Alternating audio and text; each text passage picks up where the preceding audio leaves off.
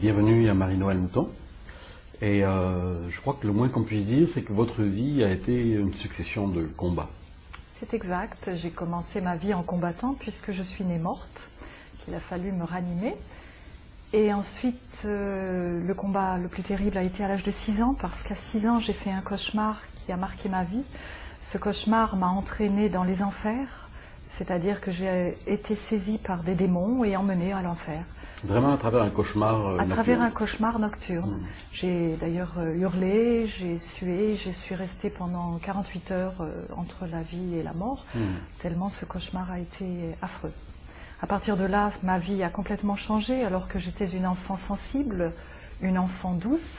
Je suis devenue aigre, amère et méchante. J'ai passé donc une enfance difficile, je m'en souviens pas très bien parce que j'ai la mémoire qui s'est effacée. Et à l'adolescence et pour ma vie professionnelle, j'étais aigrie contre mes parents, je leur en voulais de beaucoup de choses et je voulais me venger d'eux. Et au lieu de penser à me faire une situation et d'étudier, je ne pensais qu'à me venger d'eux, ce qui fait que j'ai raté complètement et mes études et ma vie professionnelle.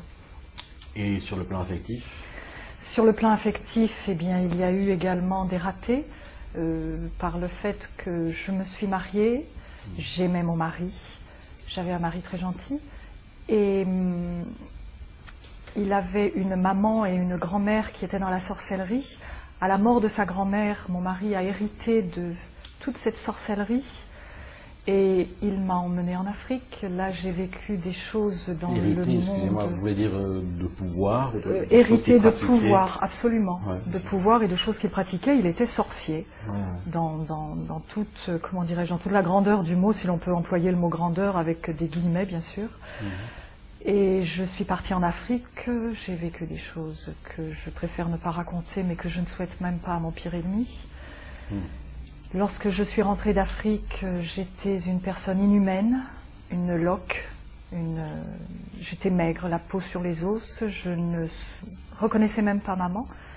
Je ne me souvenais, bon, enfin... Non, enfin, ce sont des souvenirs qui sont très difficiles. Maman a rencontré le Seigneur Jésus, c'est-à-dire qu'elle a vraiment reçu dans son cœur que Jésus est sauveur, que Dieu est notre Père. Et elle a dû prier beaucoup et insistait énormément à mon égard pour que j'aille à une réunion, que j'assiste à une réunion, chose que je refusais complètement jusqu'au jour où j'ai dit « Bon d'accord maman, pour te faire plaisir, j'y vais cette fois et après tu me laisses ». Dieu a ses plans, Dieu est fidèle, Dieu nous attend et je suis allée à une réunion. Dans les 3 minutes qui suivaient à la suite d'un stagiaire pasteur qui parlait, j'ai été complètement visitée par Jésus. 3 minutes? Oh, à peine, oui, 3 minutes. Ça a été tellement rapide, je ne me souviens même pas du texte, ça s'est fait vraiment tout de suite. Et j'ai reçu, avec la force d'un poids de milliers de tonnes, un voile de consolation et de guérison, quelque chose de... C'est très difficile d'en parler, il faut le vivre. Et j'ai su que là où j'étais, je rencontrais mon Sauveur, je rencontrais Jésus. J'ai su que là, j'allais vivre la délivrance, j'allais vivre cette guérison et que j'allais pouvoir avoir une vie nouvelle. C'était le début d'une vie nouvelle, d'un processus de transformation, on peut dire? Oui, complètement. Ou est-ce que tout s'est réglé tout de suite? Non. Un nouveau commencement. Un nouveau commencement, ça ne se règle pas tout de suite. C'est vrai que Dieu nous fait la grâce de nous visiter de suite. Il nous donne ce baume de suite. Après, il y a un cheminement.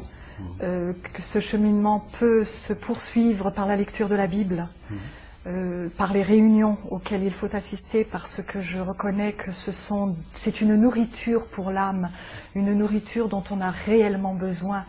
Moi j'appelle toujours les réunions des gâteaux d'apéritif, parce que ça nous donne le goût pour ensuite à la maison reprendre, prendre la Bible, la méditer, prier sur ce qui nous a été donné. Donc pour vous, vos réunions, c'est pas un devoir religieux, quoi? Ah non, c'est un bonheur, c'est un plaisir, c'est vital, ça vous nourrit, on ne peut pas vivre sans.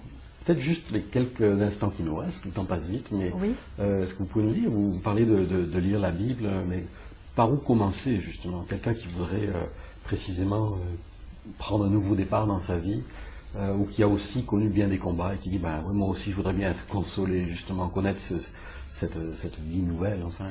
Par où commencer? Par la vérité avec soi-même. C'est-à-dire que si l'on cherche Dieu, que l'on le cherche de tout son cœur, Dieu se révèle.